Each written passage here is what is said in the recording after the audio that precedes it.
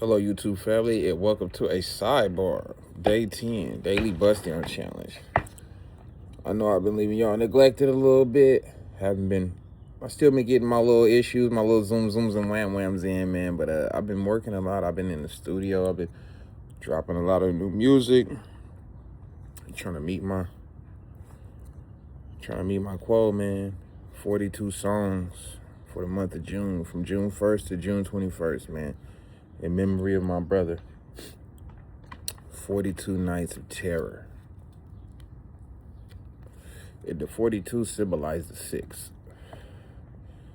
6. I always talk about 6. You may think it symbolizes a street that, nah, man. 4 plus 2, 6. 6 separation. 6 degrees of separation, you know. Your 6th sense. Everything, man. Just always on your 6, watching your back, you know. Staying on your toes, man. Just being prepared for whatever, being vigilant, you know. The 6. 6th sense, man. Intuition.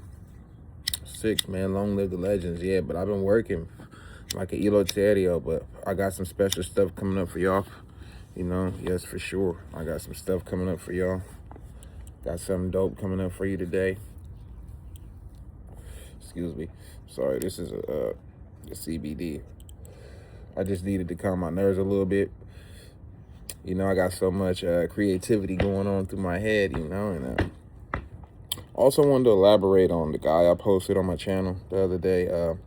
His story, you know, John, my buddy John, man, I had been looking for him for so long, searching for him. Last time I seen him was about 2 or 3 years ago. I was like, man, I hope my boy ain't gone, you know. And me and John used to run the streets when we were young together.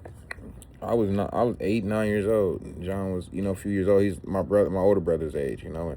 And John always embraced me like a brother, always watched over me, always looked after me, made sure nobody, you know what I'm saying? And then when I got my age, when I jumped off the porch around 10, you know, 11, it was, we was running around, smoking weed, drinking, you know. And as the years went on, started experimenting, using other, you know, substances to try and get us high, you know. I think it was more due to peer pressure than anything. It ain't like any of us had any, well, we all had underlying issues, mental health issues, because we all deal with mental health issues, the psychosis, you know, and PTSD from watching people die in front of you and people's brains hanging and you trying to, man, all kinds of stuff, you know. It's just, PTSD is real, man. I just want to sidebar for a second and just say, anybody dealing with any mental health issues, man, go and get help before it's too late. It's never too late to go and ask somebody, you know, to share your experience. Like for me, this is my chance to vent. This is music and this is my chance to vent. I get to express everything that's been bottled up in me for over the years. And stuff keeps compounding and new stuff keeps getting added. People die, people go to jail, cases, everything, you know, everything. Life doesn't stop. So it's like, even though I'm dealing with stuff from my past and still dealing with issues and trying to process the, you know, the grief with my brothers, you know, it's more grief being piled on. So it's like I have to continue to, you know, be strong and build, and, you know. Yeah, but my brother John, man, yeah, man, long story short, yeah, we used to all, you know, we would smoke a lot. We would smoke Sherm back then. Yeah, PCP, for those who don't know. I was only about 12, 13. And I was doing it out of peer pressure for sure. And then I just liked the high after a while. I guess all my buddies was doing it. It was cool. People were rapping about it. You know, that's the power of music, you know, influence of social platforms and social media. We didn't have social media back then, but music is a medium. So it is a form of media, you know, it is. So it was still social media, but it just wasn't, you couldn't engage in conversations with people via, you know, CDs, cassettes, or whatever it was, whatever have you, until the MySpaces came and all that, which I missed because I was incarcerated. I missed the whole MySpace area. So I had a MySpace when I was incarcerated. Somebody showed me a picture of when I had my dreads. I started rolling.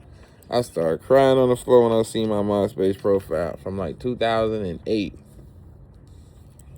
Crazy.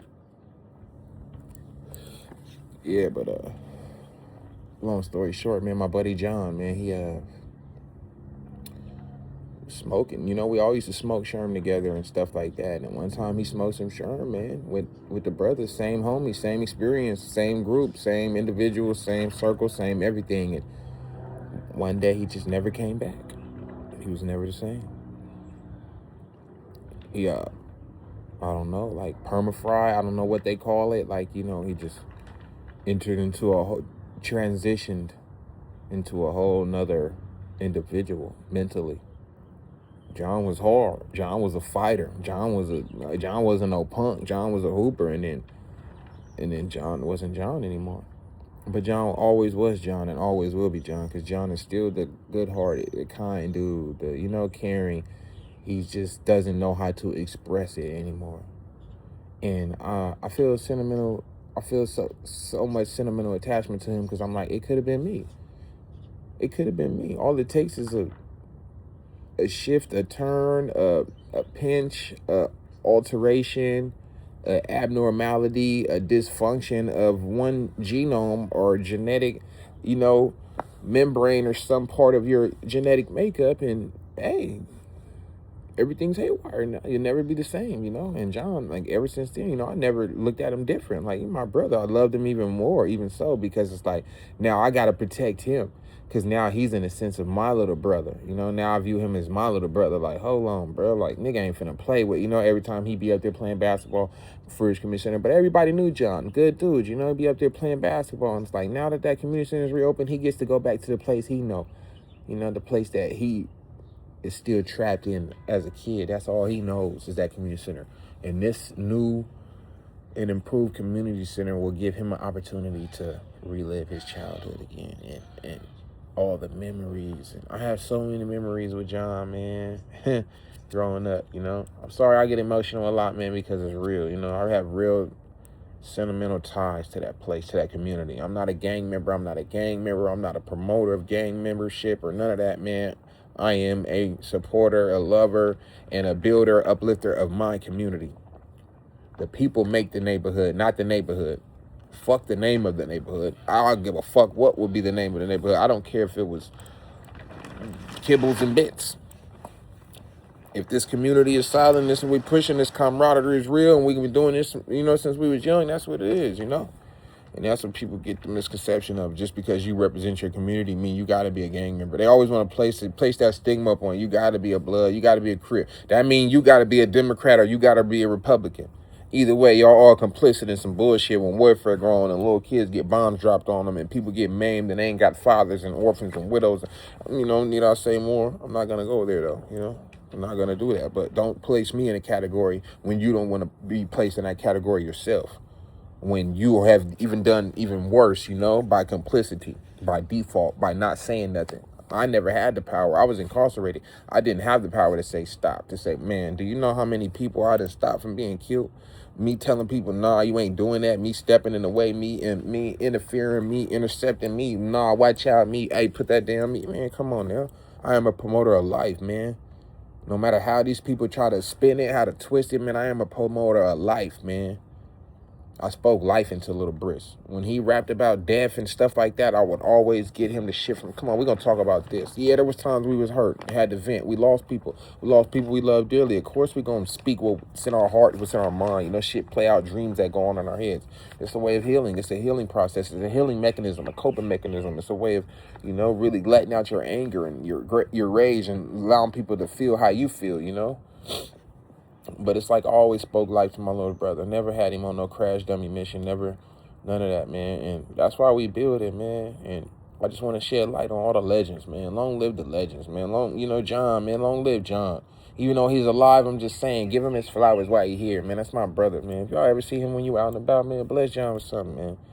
Bless John with something. You know, even a hi, what's up, John? Ain't got to be no money, no nothing like that. John don't need no money. John rich in spirit, bro. John rich in spirit, bro. Yeah. John is pure. He's in a state of purity right now. John cannot do no wrong.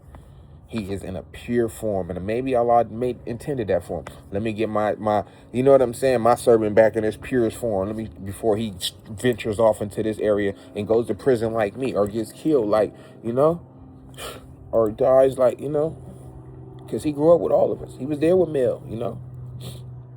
Yeah, he was there with Mel. He was running with us. He knew Sammy, you know. He knew Ramon. He knew a lot. He knew all these people, bro. That's John. John a legend, bro. Long live the legends, man. Thank you for this sidebar. And until next time, man, y'all stay woke, y'all stay well, and y'all stay blessed. And y'all make sure y'all go check out my music, man, because I'm pouring out all my innermost emotions, my feelings, my passion. I'm just letting it all out because this is my chance of healing. This is stuff that I dealt with. All this stuff is stuff I wrote when I was incarcerated, and like it was in my deepest. I was in my deepest state of thinking. My most critical stages of thinking, critical thinking processes. So it's like you guys get to hear what I was thinking, what I was feeling at the time. A lot of the stuff is abstract, it's figurative, it's art. It's art. None of the stuff should be taken literally, except for the stuff where I'm talking about my little brothers, who are no longer here, for sure. That stuff is literal. The love, that's literal. The pain is literal. But, all the other stuff is art. It's a craft. I'm dressing it up. Like I used to tell Briss, you want to be a gangster rapper, you be the craftiest, swaggiest, swiftest gangster rapper there is. And what did he become? A fucking icon. A fucking icon. Not by my help, not by the help of Mac J, not by the help of nobody, bro. No platforms, no Filthy Rich, no True Story, no Lav, no Mozzie. He did it all on his own. Grassroots movement. Who did that from Sacramento? Who did that from Sacramento? No label. Who did that? Who did that?